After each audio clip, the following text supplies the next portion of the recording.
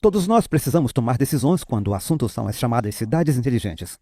Meus pais vivem na Inglaterra, onde quase todo mundo mora em cidades, e essas cidades estão se tornando cada vez mais inteligentes, ou seja, com mais vigilância a cada ano que passa. Nós vemos isso o tempo todo. É como a história do sapo dentro da panela. Até que ponto a água precisa esquentar para você decidir, eu não quero mais isso? A intenção de discutir esses riscos hoje à noite não é provocar paranoia nem fatalismo, mas nos ajudar, como adventistas, a tomar decisões informadas à medida que avançamos, reconhecendo as tendências que estão crescendo ao nosso redor. Estamos caminhando para um mundo com controles digitais cada vez mais rigorosos, por isso existem algumas atitudes práticas que podemos adotar para manter um certo grau de independência e resiliência pessoal. Então, eu vou apresentar agora uma lista de coisas que podem ser feitas para nos ajudar nas escolhas que teremos que fazer. A primeira delas é, na verdade, considerar mudar-se para uma área com menos vigilância, também conhecida como zona rural.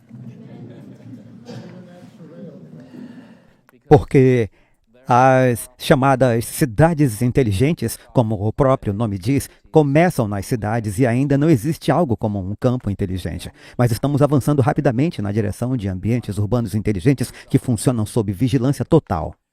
Na Inglaterra, por exemplo, o prefeito de Londres implementou câmeras para verificar quem entra dirigindo no centro da cidade. Automaticamente você é penalizado sob o argumento de que isso vai melhorar a qualidade do ar. Sinceramente, isso é um completo absurdo. Pagar 10 libras por dia não vai mudar os padrões climáticos globais, pelo menos até onde eu sei. Mas é assim que eles fazem. Existem até alguns heróis na Inglaterra que andam por aí com vans e ferramentas, cortando e derrubando essas grandes câmeras. Eles acabam sendo vistos como heróis populares locais, e são vistos assim porque as pessoas estão cansadas de vigilância, e ela só tende a piorar. Portanto, uma coisa em que você pode pensar seriamente é mudar sua família para uma região que não esteja tão submetida à vigilância digital. As áreas urbanas são as primeiras a implementar infraestrutura inteligente e mecanismos digitais de controle. Viver em regiões rurais ou remotas pode oferecer mais liberdade em relação ao monitoramento constante. Além disso, a autossuficiência é, em geral, muito mais fácil no campo do que em Manhattan. Em segundo lugar, comece a cultivar o seu próprio alimento. A irmã White aconselha especificamente a mudança para o campo porque afirma que, quando chegar o tempo do não poder comprar nem vender, o problema da compra de alimentos se tornará particularmente grave. E existem adventistas hoje na América que têm apenas um dia de comida na geladeira em Manhattan e nada mais. Eles estão completamente dependentes do sistema. Não há resiliência, não há capacidade de sobreviver a choques que atinjam os centros urbanos. Viver em um ambiente rural nos permite produzir nosso próprio alimento. E o que isso significa? Na prática, significa estar fora do controle do sistema digital no que diz respeito às necessidades básicas da vida. A autossuficiência é muito mais viável no campo do que nos ambientes urbanos. No campo é possível ter hortas domésticas, fazendas comunitárias e preservação de sementes. Tudo isso tem despertado um interesse renovado nos Estados Unidos, inclusive entre não adventistas, porque as pessoas estão percebendo o que está acontecendo em nossos ambientes urbanos. O que me parece estranho é que muitas vezes os não adventistas estão mais despertos para o que está acontecendo em nossas cidades do que os próprios adventistas. É quase como a esposa de Ló, não queremos abrir mão dos confortos de Sodoma e Gomorra. No entanto, quando Jesus advertiu os discípulos em Mateus 24, ele disse que, ao verem essas coisas acontecerem, deveriam fugir. Quando os romanos cercaram Jerusalém no ano 66 d.C. e depois se retiraram para a Síria, todos os cristãos fugiram de Jerusalém atravessando o Rio Jordão. Quando os romanos retornaram e destruíram Jerusalém no ano 70, mais de 1 milhão de pessoas morreram nesse processo. Segundo os historiadores, acredita-se que nenhum cristão morreu porque eles levaram a sério a voz, as palavras que Jesus havia dado. Portanto, eu os encorajo a refletir seriamente sobre essas coisas aqui esta noite. Porque não podemos impedir o crescimento das cidades, mas podemos escolher onde viver. E, portanto, podemos escolher quanto de liberdade pessoal queremos preservar. Mantenha limites digitais. Algumas pessoas sofrem de invasão de aplicativos. Quantos aqui, não precisa levantar a mão, quantos aqui usam o mesmo login para todos os aplicativos? Não precisa admitir isso hoje à noite. Quantos usam reconhecimento facial ou impressão digital ou dedo para acessar seus aplicativos ou dispositivos inteligentes? Depois que você entra no sistema, não tem volta. Por isso, precisamos pensar com cuidado sobre essas escolhas. Usar contas separadas e, quando possível, dispositivos diferentes para finalidades diferentes ajuda a criar zonas de separação na nossa infraestrutura digital. Isso dificulta que alguém rastreie você e construa um perfil único sobre quem você é e quais são, de fato, os seus interesses. Também encorajo vocês a evitarem permissões desnecessárias de aplicativos. Se você precisa usar um smartphone, evite, por exemplo, vincular aplicativos de saúde ao serviço de localização ou redes sociais a logins biométricos e assim por diante. E, acima de tudo, mantenha uma conexão ativa com seu Pai Celestial. Para mim, durante a pandemia, isso foi especialmente verdadeiro nas devoções de manhã. Era a certeza de que Deus continua no seu trono. Não importa o que este mundo faça ou diga a meu respeito, Deus é o meu Pai Celestial. Ele sabe quando um pardal cai no chão, Ele conhece até os fios do cabelo da minha cabeça. E Jesus disse no Sermão do Monte: filhinhos, não se preocupem com essas coisas. Os gentios se preocupam com o que vão comer, com o que vão vestir, onde vão morar e com todas essas coisas. Mas buscai primeiro o reino de Deus e a sua justiça, e todas essas coisas pelas quais os gentios se preocupam serão acrescentadas a vocês. Deus cuidará disso por você. Uma das maiores formas de reduzir o estresse é orar. É entregar tudo a Deus em oração. E se você estiver com a Bíblia aí com você, eu gostaria de convidá-los a olhar para um verso que eu considerei muito pertinente durante a pandemia. Está em Filipenses capítulo 4. Talvez alguns de vocês já tenham esse texto sublinhado na Bíblia, Filipenses 4, verso 6. Diz: não andeis ansiosos por coisa alguma, antes em tudo sejam os vossos pedidos conhecidos diante de Deus, pela oração e súplica com ações de graças. E a paz de Deus, que excede todo entendimento, guardará o vosso coração e a vossa mente em Cristo Jesus. Então, quando você faz o seu melhor durante o dia e ao final dele se ajoelha e diz: Senhor, eu fiz o meu melhor, se houver imperfeições nisso, eu te peço que transformes tudo em um sacrifício perfeito. Eu entrego isso a ti esta noite. Ao dormir, coloco esse problema em tuas mãos para que, quando eu acordar pela manhã, eu veja o que o Senhor fez em meu favor. Vou dormir em paz essa noite porque tudo está nas tuas mãos, nas mãos do Pai Celestial. Quando meu filho tinha 1, 2 e 3 anos de idade, nós costumávamos voar por uma companhia aérea e a música tema dela era Mais Perto Quero Estar de Ti, porque havia tantos acidentes naquela empresa. Então as pessoas oravam muito quando embarcavam, pelo menos eu orava. Às vezes os pilotos estavam bêbados, às vezes não falavam inglês, mesmo sendo obrigatório falar inglês. Certa vez eles me convidaram para a cabine porque estavam voando para Baku com aeronaves da Lufthansa, British Airways e United, chegando ao mesmo tempo. Às vezes o piloto estava bêbado, tinha comemorado o aniversário e queria que alguém traduzisse para ele. Outra vez estávamos voando e certa vez a cabine perdeu a pressurização durante a descida para o pouso. Foi uma experiência realmente assustadora. E eu entrei naquele avião com bastante oração. E meu filho pequeno estava sentado ao meu lado na cadeirinha em um sono profundo. Por que em sono profundo? Porque ele estava com seu pai. E estando com o pai, ele sabia: enquanto eu estiver com meu pai, vai ficar tudo bem. E assim, ao refletirmos sobre essas cidades inteligentes, pense em renovar e reavivar o seu relacionamento com o seu Pai Celestial. Isso, em primeiro lugar, reduz o estresse e, em segundo, fortalece a confiança e, além disso, nos dá direção quando oramos e pedimos a orientação do Espírito Santo para as decisões que precisamos tomar.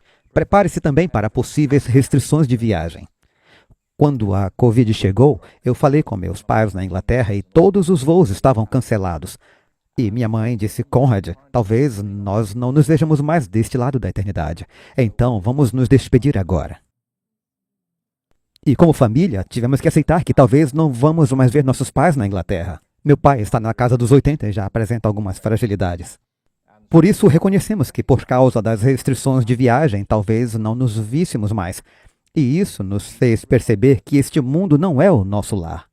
Precisamos estar preparados para um futuro em que não será possível simplesmente pegar um avião e viajar livremente sem alguma forma de permissão digital.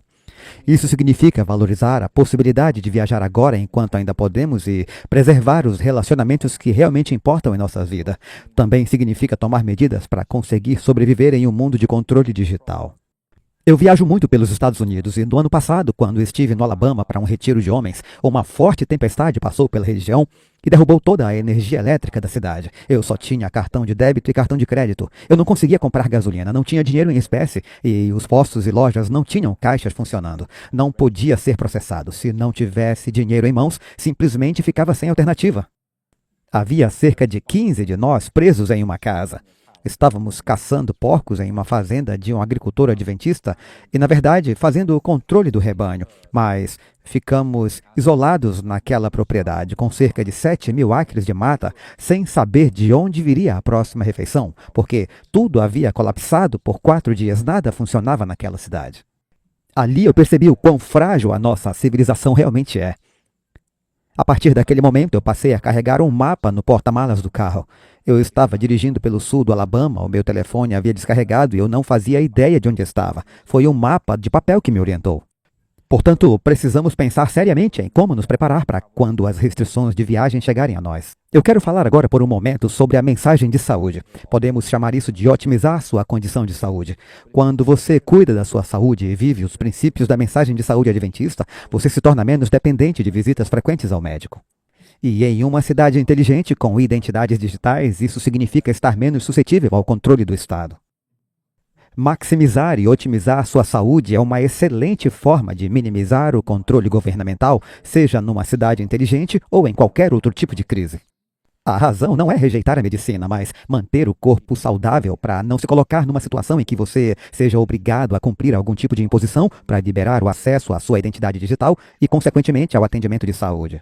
Então, eu quero encorajá-los nesta noite a manter um estoque básico de medicamentos, aprender algumas técnicas simples de primeiros socorros ou remédios naturais para problemas menores e construir uma rede de profissionais de saúde em quem vocês confiem. Eu não sei se os médicos aprovariam isso, mas eu mantenho um estoque de medicamentos em casa, guardados em lugares diferentes. E eu não devolvo nada. Quando um médico prescreveu certos remédios depois que eu quebrei a perna, 2 pequenas doses de um substituto da morfina, aquilo ficou silenciosamente guardado em algum lugar para o caso de um dia eu realmente precisar. Durante a pandemia, quando eu estava em Moçambique, eu voltava para casa com 2 malas cheias de vermífugo para cães. Vocês sabem do que eu estou falando. E quando me perguntaram no aeroporto de Chicago O'Hare por que eu precisava de 2 malas cheias de vermectina, eu respondi, eu tenho um sério problema de vermes. Mas o ponto é este.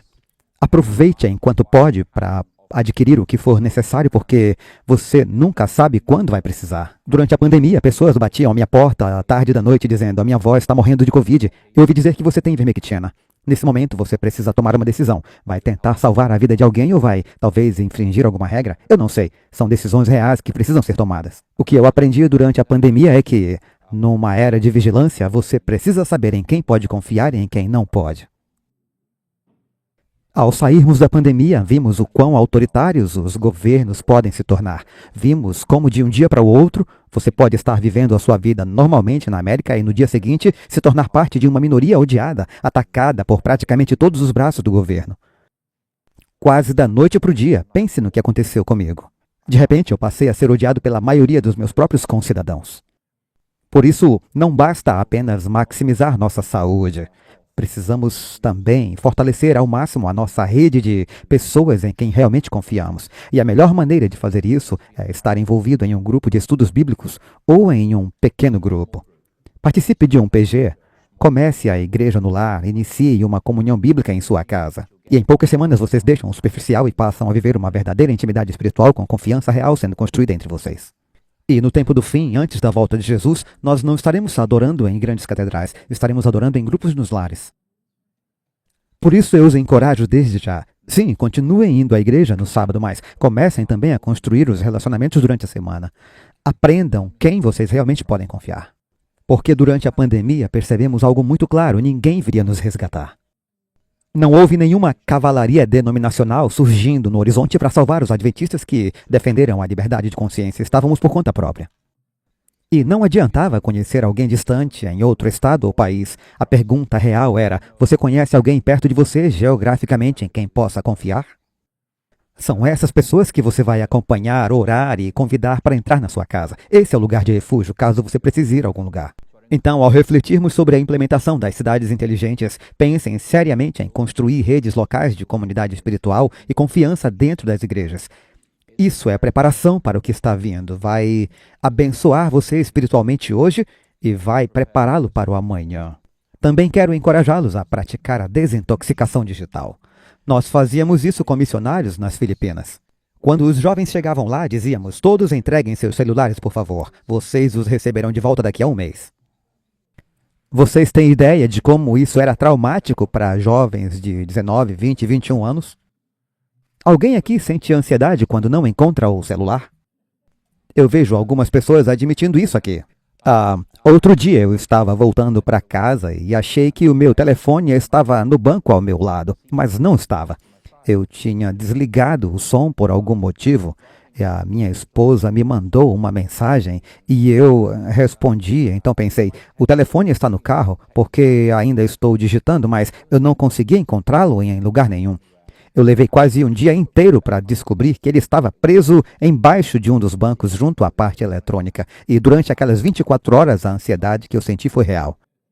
É verdade, nós estamos quase viciados nessas coisas e nos picos de dopamina que elas produzem. Por isso, pratique a desintoxicação digital. Por quê? Porque isso fortalece a sua resiliência emocional e permite que você volte a ser um ser humano de verdade, não apenas um fazedor de coisas. Muitos anos atrás, no Azerbaijão, eu continuo mencionando esse lugar essa noite porque é um bom exemplo. Eu vivia numa cidade onde não havia eletricidade à noite. E durante o dia eu era muito ocupado e à noite eu voltava para o meu apartamento. Eu tinha cerca de 23 anos, era um pequeno apartamento soviético antigo. A única luz que eu tinha era de uma vela. E eu me sentava na cama, no frio congelante, dentro de um saco de dormir tremendo, esperando ficar cansado o suficiente para conseguir dormir. E eu pensava, o que eu estou fazendo aqui? Depois de alguns meses vivendo assim, sentado em silêncio à noite, naquele velho apartamento soviético que não era nada confortável, enrolado num saco de dormir com tanto frio que o queijo ficava congelado em cima da mesa, nem precisava de geladeira, tudo ficava congelado na cozinha. Então, após algumas semanas, eu percebi que aquilo era uma imensa bênção do Senhor. Porque, como jovem, eu achava que a vida precisava girar em torno de estar sempre ocupado, sempre fazendo coisas, sempre produzindo. E Deus estava me forçando a desacelerar e a entender que nós não somos seres humanos que fazem, nem seres humanos que acumulam. Somos seres humanos criados para nos relacionar com Ele. Portanto, à medida que avançamos para cidades inteligentes em várias partes do mundo, precisamos aprender a viver fora da rede, sem o nosso celular, sem o som constante de mensagens, alertas e notificações. Então eu quero encorajá-los a praticar a desintoxicação digital. Talvez todo sábado ou todo fim de semana. Desligue o celular na sexta-noite e ligue novamente na segunda de manhã. Desfrute do descanso do sábado sem aquele ping, ping, ping no bolso ou E aprenda a ser um ser humano novamente. Aprenda a se conectar novamente com as pessoas ao seu redor. Hoje em dia, você vai a um restaurante e vê 3 pessoas sentadas à mesa, todas no celular. Dá vontade de perguntar, por que vocês saíram para comer juntos? Por que marcaram esse encontro? Estamos perdendo a capacidade de nos comunicar e nos conectar uns com os outros sem a mediação de um telefone. Estamos perdendo a riqueza da vida humana e a profundidade das amizades para as quais Deus nos criou. Nossa capacidade de amar e ser amados por nossos amigos está diminuindo porque estamos viciados em nossos dispositivos digitais. Eu quero também encorajá-los a pensar em escambos e economias alternativas. Quando estive no Afeganistão, muitos anos atrás, durante um colapso total dos sistemas de governo, o que eu vi foi o seguinte: todos sobreviveram, mas sobreviveram fora de um sistema baseado em dinheiro. Eles sobreviveram porque tinham ovelhas para vender, porque sabiam consertar carros, porque sabiam fazer instalações elétricas nas casas. Eles sobreviveram porque tinham habilidades práticas. Quando a União Soviética entrou em colapso e minha esposa viveu esse período, os empregos que passaram a sustentar as pessoas não foram os de médicos, enfermeiros ou professores universitários. Foram os de gesseiros, mecânicos, eletricistas e carpinteiros, porque todo mundo precisava de serviços práticos. Aqueles que tinham cargos de alto status e bons salários não conseguiram sobreviver. Quem conseguiu sustentar a família foram os que tinham habilidades práticas. Por isso, aprendam a consertar equipamentos, aprendam a produzir alimentos em conserva, aprendam alguma habilidade prática que tenha valor real em um mundo onde as pessoas podem ser forçadas a viver fora de um ambiente digital para sobreviver. Pense em participar de um sistema comunitário de escambo, onde vocês trocam serviços entre si, em vez de depender exclusivamente do dinheiro o tempo todo. Pense também sobre como você aloca os seus recursos. Algumas pessoas confiam totalmente no sistema digital. Eu não confio. Eu já vi esse sistema em funcionamento e não é nada bonito. Então, pense em algo que não possa ser congelado ou bloqueado por um sistema digital. Eu descobri em uma zona de guerra onde eu estive que a moeda mais negociável eram pequenas doses de uísque. Sabem por quê? Porque quando homens estão feridos, com infecções nos ferimentos, eles querem aliviar a dor. Aquelas pequenas doses de Jack Daniels valiam o peso delas em ouro. Eu não estou sugerindo que você saia correndo domingo para comprar miniaturas de Jack Daniels. Mas, durante meu tempo com a ADRA em áreas de conflito, eu vi como o escambo funciona na prática. Coisas simples como isqueiros Bic, álcool, antibióticos, tudo isso vale muito mais do que o ouro quando a sociedade entra em colapso. O ponto importante sobre esse tipo de recurso é que ele não pode ser controlado por um sistema digital. Eu quero falar dessas coisas essa noite porque eu já vi muita coisa nesse mundo. Já vi homens sendo mortos em combates, já vi limpeza étnica, já observei isso do telhado de casa, com binóculos, vendo o governo bombardear este ou aquele bairro. Já vi explosões, já vi feridos, e é tudo muito feio, muito real. Isso me fez perceber que este mundo é um lugar brutal. E um dia isso vai chegar aqui. Já mencionamos isso hoje. O irmão Scott já citou um trecho, se não me engano, de Manuscript Releases Volume 5, falando sobre a guerra civil que viria sobre a América. Enquanto essas coisas acontecem de um lado, do outro, vemos os ambientes urbanos se tornando cada vez mais inteligentes. E com isso queremos dizer que eles estão restringindo cada vez mais as nossas liberdades civis e religiosas. São ferramentas de controle que estão se aproximando de nós. Diante disso, a pergunta é: para onde as chamadas cidades inteligentes estão nos levando? Bem, o primeiro dilema que eu levantaria é esse: onde está a sua linha vermelha? Se um aplicativo nacional de identidade digital se tornar disponível, e alguém já fez essa pergunta mais cedo hoje, você deveria simplesmente se recusar a usá-lo desde o início ou começaria a usá-lo dizendo: vamos ver como isso funciona? Em outras palavras, qual é o ponto de não retorno? Alguns dizem: eu vou usar apenas para enviar a minha declaração de imposto. É conveniente, eu sou obrigado legalmente, não tem nada de errado nisso. Mas vou dizer uma coisa: a aceitação inicial leva à normalização gradual. E quando sua identidade digital passar a ser exigida para algo eticamente questionável, você já estará profundamente vinculado ao sistema. Por isso, definir a linha vermelha é uma decisão muito pessoal e precisa ser tomada com oração. Também envolve essa pergunta: até que ponto eu estou disposto a abrir mão de coisas hoje para preservar a minha independência amanhã? Você consegue sair depois? Suponha que você entre no sistema de identidade digital numa cidade inteligente, mas mais tarde ocorra um abuso. Como exigir um escaneamento facial para entrar na igreja no sábado de manhã ou simplesmente para comprar alimentos. Você pode pensar: isso nunca vai acontecer. Eu já estive em países onde os pastores tinham que registrar o nome de todos os presentes no culto. Se era em papel ou em forma digital, isso é irrelevante. Você conseguiria sair do sistema nesse ponto? Tecnicamente, você poderia apagar o aplicativo da identidade digital e parar de usá-lo, mas qual é o custo de sair do sistema? Nesse estágio, o governo já tem um perfil detalhado sobre você, sua saúde, seus hábitos de consumo, seus deslocamentos, suas conexões sociais, talvez até uma pontuação comportamental. Simplesmente apagar o aplicativo não faz esse perfil desaparecer dos registros do governo. Viver fora do sistema já é difícil hoje. Será exponencialmente mais difícil se todos estiverem integrados a um sistema de identidade digital. Existe uma saída elegante ou uma vez dentro você fica preso para sempre? São perguntas que precisamos fazer a nós mesmos. E quanto aos implantes físicos? Ouviram falar de chipping? Pois é, Bill Gates, esse grande defensor das liberdades religiosas e civis, ele e outros estão trabalhando em microchips para serem implantados sobre a pele. Esses chips podem conter seus registros de vacina, informações financeiras, permissão para viajar, documentos de identidade, passaporte e assim por diante. Então, onde você traça a linha quando o assunto é implante de chips? Existem objeções filosóficas e espirituais à invasão do templo do Espírito Santo? Até que ponto você está disposto a sacrificar princípios ou liberdade em nome da conveniência e da segurança? Eu quero encorajá-los nesta noite a refletir seriamente sobre isso, o quanto a conveniência é importante para você. A busca constante por segurança e conforto, no fim das contas, não faz bem nem à nossa saúde espiritual, nem à nossa saúde física. Chega um momento em que precisamos dizer: eu não vou mais fazer isso.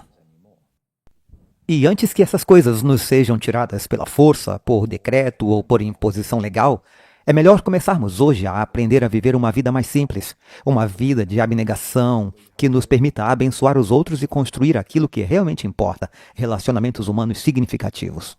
Aprender hoje, por escolha própria, a viver com menos, nos prepara para viver amanhã com menos quando isso for imposto.